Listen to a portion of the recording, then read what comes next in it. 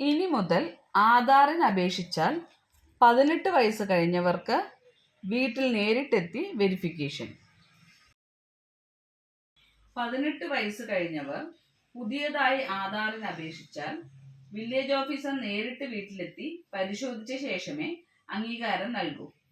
അപേക്ഷകനെ നേരിൽ കണ്ട് അപേക്ഷയിലെ വിവരങ്ങൾ ശരിയാണെന്ന് ബോധ്യപ്പെടണം. എന്നാൽ ഈ നടപടിക്രമങ്ങൾക്ക് പ്രത്യേക ഫീസ് നൽകേണ്ടതില്ല. പ്രായപൂർത്തിയായവരുടെ പേരിൽ വ്യാജ ആധാർ കാർഡുകൾ വിതരണം ചെയ്യുന്നില്ലെന്ന് ഉറപ്പാക്കാൻ വേണ്ടിയാണ് പരിഷ്കരണം. എറണാകുളം, തൃശൂർ ജില്ലകളിൽ വില്ലേജ് ഓഫീസർമാർക്ക് പകരം തദ്ദേശ സ്ഥാപന സെക്രട്ടറിമാരാണ് പരിശോധനയ്ക്കായി വീട്ടിലെത്തുക.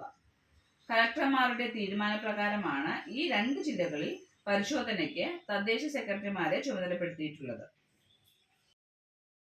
എൻറോൾ ചെയ്തു കഴിഞ്ഞാൽ ആധാർ വെബ്സൈറ്റിൽ അപേക്ഷ ഏത് ഘട്ടത്തിലാണ് എന്ന് പരിശോധിക്കാനാവും.